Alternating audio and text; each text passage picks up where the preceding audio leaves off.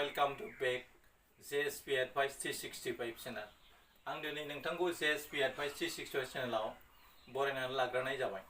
आं दिनै नोंथांनिसिम आरो फिन मोनसे गोदान कन्टेन्ट लानानै फैदों। बे कन्टेन्टआव आं स्पेशली आथिखालाव सुबुंफ्रा गावनि जिउखौ माबोरै सुंथाना लाखिनो हायो आरो बे गावनि जिउखौ लानानै जोंनि मानसिफ्रा मानो मुगैनाय फैयो, गावनि जिउनि सायावनो मुगैनाय फैयो, बेखौ लानानै आं दिनै सावरायनो नाजानाय जादों। मानोना गोबां मानसियानो इनफिरियरिटि कमप्लेक्सआव भुगिनानै दिनै गावनि जिउखौनो फोजोबना लाबाय थानाय थासारिया जोंनि गेजेराव नुनो मोनदों। सोरबाया MA BA जानानै साख्रि बाख्रि गैयैनि जाउनाव आरो गावनि जिउखौ डिउ टाइमाव एस्टाब्लिश खालामनो हायैनि जाउनाव आरो मोजां न'खर दानो हायैनि जाउनाव गाव गावनि जिउखौनो आथिखालाव गोबां लाइमोनफ्रा फोजोबबाय थानायखौ जों नुनो मोनदों। गुबुन फारसेथिं जोंनि बर' कमिउनिटिनि गोबां मानसिफ्रा थाखा फैसा रांखावरिनि थाखाय जाबादि खामानिखौ आखायाव लादों आरो बेफोर खामानिफोरखौ मावनो लुबैदों, बेफोरखौ मावनो हानायखौ जों नुनो मोनाखै। आरो गभर्नमेन्ट बिथिंनिफ्रायबो जोंनि PTC गभर्नमेन्टआ जाबादि लाइमोनफोरनो रांखान्थियारि अनसुंथाइ होनानै माखासे आनइमप्लयमेन्ट इयुथफोरनो 1 लाख 2 लाख बा 50,000 बेफोरबायदि थाखा हरनानै बिथांमोनखौ माबोरै एस्टाब्लिश खालामनो हायो आरो बैसो बारनाय साख्रि बाख्रि मावनो हायै माखासे लाइमोनफोर दं, बिथांमोना दिनै साख्रि मावनायनि बैसोआ दिनै थांबाय, बिथांमोना आखायाव गोबां डिग्रीनि फोरमान बिलाइ थासेयावबो दिनै बिथांमोना बैसो बारनायनि जाउनाव थामहिनबा हाजासे नाजासेयावबो बिथांमोना थाखा फैसा होनो हायैयाव आरो इन्टारभिउफ्राव गेइन खालामनो हायैनि जाउनाव गोबां लाइमोनफ्रा दिनै आनएमप्लय जानानै दङ। बेफोर लाइमोनफोरखौ दिनैनि सरकारा मोजां स्किम लानानै एटलिस्ट जोंनि BTC ओनसोलनि बे BTC गभर्नमेन्टआ बेफोरखौ लानानै PU पासनिफ्राय आप टु MA सिम जानानै थानाय बैसो रानाय सुबुंफोरनो जुदि 1 लाख 2 लाख बा 3 लाखहालागै रां होनानै बिसोरखौ माबोरै जोंनि हारिनि मोनसे जौगानायनि माइल खुन्थिया बादि बा जोंनि BTC ओनसोलाव गोरिब निखावरिखौ जों माबायदि समाधान खालामनो हायो बेखौ नोजोरथि बोनानै जुदि बिथांमोना रांखान्थियारि अनसुंथाइ होयोब्ला बिथांमोना थारैनो साफा साफा मोजां बिजनेसमेन जानो हागोन, साफा साफा मेकानिक्स जानो हागोन, साफा साफा गेरेजाव मावनाय खामानिफोरखौ बिथांमोना मोजां रोखोमै मावनो हागोन। नाथाय गोबां लाइमोनफ्रानो दिनै गोबां गियान आरो गोबां रोंगौथि थासेयावबो दिनै बिथांमोना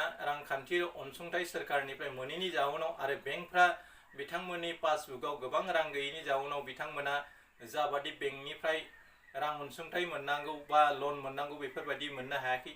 दा बेखौ नोजोरथि बोनानै माखासे लाइमोनफ्रा दिनै मेंग्रुना दं आरो बिथांमोना जायनि जाउनाव दिनै लाख लाख बर'फ्रा दिनै बांगालर, मुम्बाइ, दिल्ली, हारियाना बायदि बायदि ओनसोलफ्राव थांनानै दिनै हाजिरा खामला मावगासिनो दङ। आरो बेफोरबादिनो गोबां जाथाय बिजाथाय जानानै जोंनि बर' लाइमोनफ्रा सोरबाया बुथारजादों, सोरबाया जिनाहारि खालामजादों, सोरबाया आलाय सिलाय जिउ खुंनानै दङ आरो सोरबायाबा बेफोर रांखौ जथायनानै न'खरखौ मोजां रोखोमै सामलायफैनायखौबो जों नोजोराव नुनो मोनदों। दा बेफोरखौ नोजोरथि बोनानै नायोब्ला साफ्रोमबो मानसिनो सरकाराथ' साख्रि होनो हाया, नाथाय बैफोर फान्डफोरनिफ्राय आनएमप्लयड इयुथफोरखौ जाहाथे मोजां लाइफस्टाइल दाहोनो हानाय बादि बिथांमोननि बिजनेसखौ इनक्रिज खालामनानै जोंनि गेजेराव गोग्गो न'खर सोरजिनो हानायनि बिबाना जोंनि BTC गभर्नमेन्टआव दङ। नाथाय खुनु BTCनि गभर्नमेन्टआ बेफोरबादि इनिशिएटिभ लायैनि जाउनाव BTC ओनसोलनि गोबां मानसिफ्रा दिनै लाइमोनफ्रा दिनै गुबुन जायगायाव थांनानै खामानि मावहैनो गोनां जादों।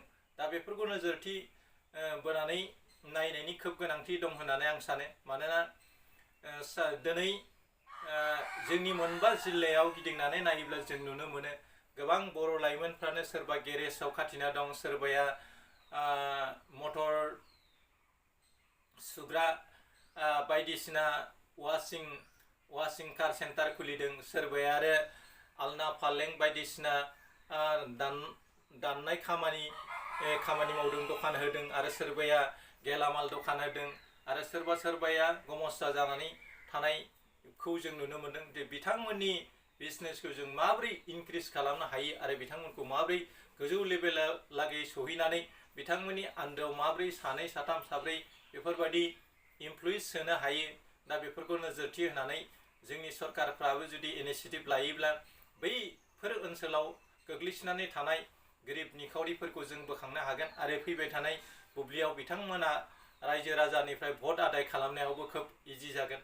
दा जों नुनो मोनो जोंनि हाथाय बाजारफ्राव नायोब्ला जोंनि बर' आइजोफ्रा आरो माखासे बर' बिफाफ्रा जाबादि सेरसे सेरनै हालदै, मुथासे मुथानै मैगं, बेफोर बेसादखौनो दों दों बाजाराव फानफैयो, गाव जानो लागाखौनो जायाबासिनो गाइखेर सेरसेखौनो हाथाय बाजाराव फानफिननानै माबोरै माइरं बोथिसे लांनो हायो बेखौ नोजोरथि बोनानै बाजाराव फानफैनायखौ जों नुनो मोन्दों। जायनि जाहोनाव जोंनि माखासे न'खरफ्रा दिनै थेर बेथेर जालांगासिनो दङ। दा बेखौ नोजोरथि बोनानै जोंनि बिटिसि गभर्नमेन्टआ खामानि मावनांगौमोन। दिनै बिथां प्रमद बर'आ बायदि बिथिङाव ना सारनानै जाग्रा, मैगं फाननानै जाग्रा, फिसा फिला साहा दखान होनानै जाग्रा, बेफोरनो जाबायदि अनसुंथाइ होनो बिथाङा खोथा बुंदोंमोन, नाथाय अनसुंथाइ होनायनि खोथायाथ' गोजाननि खोथा, बेफोर खोथाखौ बिथाङा बुंनायनि अनगायै मोगथाङाव मावफुंनायखौ जों नुनो मोनाखै। आरो जा साबैसे मानसिफ्रा मोनदों बिथांमोना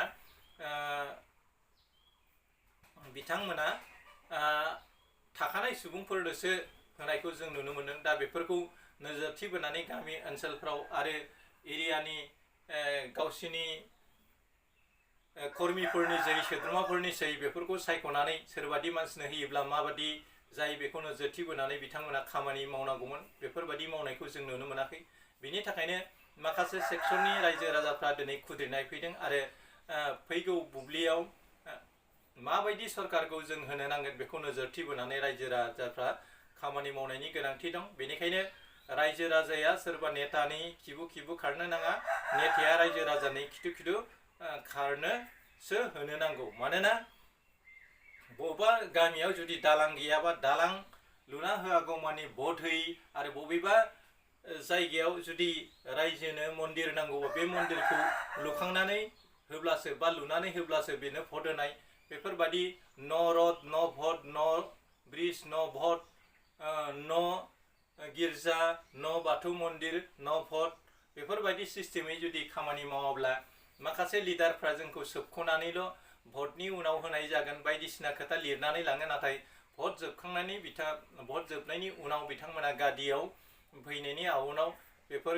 खामानिखौ हासिल खालामनायखौ जों नुनो मोना। मानोना बिथांमोना माखासे सेक्सननि मानसिफोरनो थाखा फैसा रांखावरि होनानै बायनानैसो भटआव देरहासार खायसेया जालांनो गोनां जायो। जायनि जाउनाव रायजो राजानि जि जौगानाय बेखौ बिथांमोना बावगारो आरो भटनि बोसोरसे सिगाङावनो मोनसे मोननै स्किम होनानै रायजो राजाफोरखौ थगायफिननानै फिन देरहासार जानायनि लामाखौ लायो। दा बेनिखायनो जोङो माबादि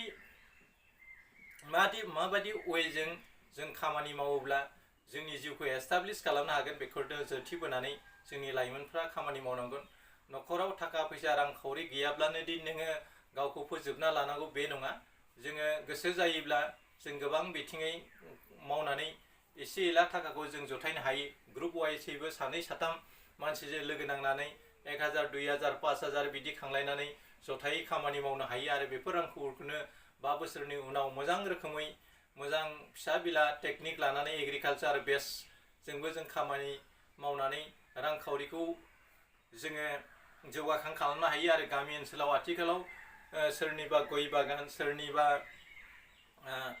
बोरि हाफ्राव हालदै, खार्जि, मैगं थाइगं बायदिसिना गायनानै बेफोरखौबो जोङो अर्गेनिक हासार होनानै जों मार्केटाव फानोब्ला खस्थ' खालामब्ला जों रांखावरिखौ मोननो हायो।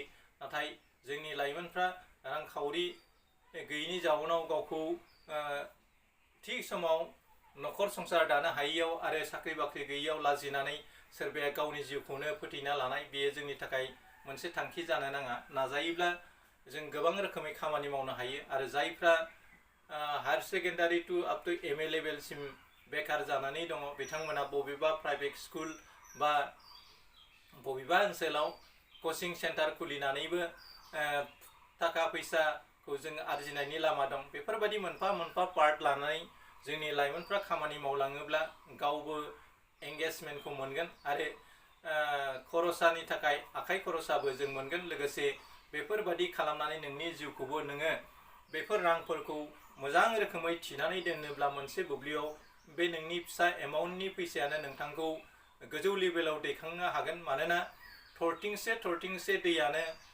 लैथो लैथोमा सोरजिनो हायो। बेबादिनो नोंथाङा सानफ्रोमबो दोआव थरसे थरसे अन्थाइ सोनानै दोनबाय थायोब्ला नुनो मोनगोन बे अन्थाइया माबे समाव बे जौदुखौ आबुं खालामगोन बेखौ नोंथाङानो पात्ता मोननाय नङा। बेबादिनो जोङो जोंनि जि मोननाय रांफोरखौ 4 बाहागोनि 1 बाहागोखौ जों सेभिंनि थाखाय लाखिनानै दोनलाङोब्ला जोङो मोनसे बुब्लियाव मोजां रोखोमै बेफोर रांफोरखौ प्रपार इउटिलाइजेसन खालामनानै जोङो खामानि मावनो हागोन। बे एग्रिकालचार बिथिङावनो होन, बिजनेसनि बिथिङावनो होन, बा बबेबा टेक्निकेल इडुकेसननि बिथिङावनो होन, दा मेकानिक लाइनावनो होन, बेफोरखौ जोङो इउटिलाइज खालामनानै जोङो फिसा बिला गेरेज, साइकेल मेकारानो होन, नापिदानो होन, बा साहानि गलायानो होन, बेफोरबायदि फिसा फिसा सिस्टेमै दखान होलांनानैबो जोंनि नोजोराव लाख करोड़पति जानायनि गोबां नमुनाखौ जों नुनो मोनो। आरो बुहुमनि मुंदांखा गेदेर गेदेर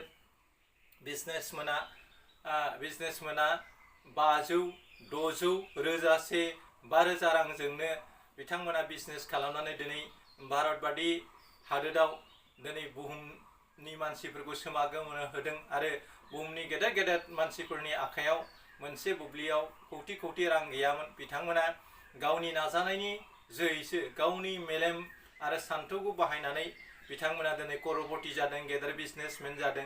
थिग जोंबो बिथांमोननि लाइफ स्केट्सखौ, बिथांमोननि जिउ खौरांनि माखासे बोसोनथिफोरखौ आरो जिउ खौरांफोरनिफ्राय मोननाय गियानफोरखौ जोंबो बाहायनानै जोंबो बिथांमोन बादि जानो हायाब्लाबो जोंबो बिथांमोननि माखासे आइडियोल'जि फिल'सफिफोरखौ बाहायनानै जोंबो साफा साफा बेफोरबायदि लाइनाव जौगालांनो हानाय खामानिखौ जों मावनो हायो। बेनिखायनो जोङो माखासे बिदिन्थिफोरखौ लानानैबो गावनि गोसोफोरखौ दबथायनांगोन। आरो खायसे जोंनि आखायाव रां गैयाब्ला बे रांफोरखौ जोङो माबोरै फेहेरनो हायो बेखौ नोजोरथि बोनानै जों खामानि मावोब्ला जों नुनो मोनगोन नोंनि जौगानायनि साबिखाथिया नोंथांनि आखायावनो दङ। मानोना बुहुमाव आनान गसाइया नोंथांनो गासैबो बेसादखौनो हरजोबदों। धोनि मानसिनो जा बेसादखौ देहानि अंगखौ हरदों, नोंथांनोबो बे एखे अंगखौनो हरदों।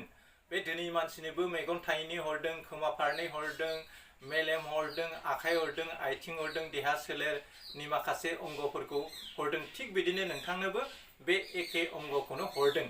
दा नोंथाङा गोरिब जानानै थानायनि गुबै जाहोनानो जाबाय नोंथाङा बेफोर अंगफोरखौ मोजां रोखोमै बाहायनानै प्रपार इउटिलाइजेसन खालामनानै नोंथाङा नोंथांनि खामानिखौ मावनो रोङैनि जाउनावनो दिनै नोंथाङा बयनिख्रुइबो गाहाय थाखोआव गसंनानै रायजो जाबाय थानो गोनां जादों। बेनिखायनो फै जों जोंनि देहा सोलेर आरो मेलेम आरो सान्थौफोरखौ मोजां रोखोमै बाहायनानै जोंबो साफा साफा गोग्गो नोगोरारि जानि, साफा साफा बिजनेस, साफा साफा आबादारि, साफा साफा बिजनेसमेन, साफा साफा गेरेजनि मालिक बेबादि जानो नाजालाङोब्ला जोंनि नाजानायफ्रा मोनसे समाव फिथाइ सारगोन आरो जोङो बेफोर फिथाइखौ जों मोनजाहैगोन। बेनिखायनो जोङो बांद्राय गावखौनो गैजारोङिनि फिसा, थाखा फैसा जेबो गैया होननानै गावखौ माब्लाबाबो लोरबां साननो नाङा। आरो नोंथाङा मालाबाबो गावखौ हारसिं साननो नाङा। नोंथांजों लोगोसे आनान गसाइया अराय नोंथांनि उनाव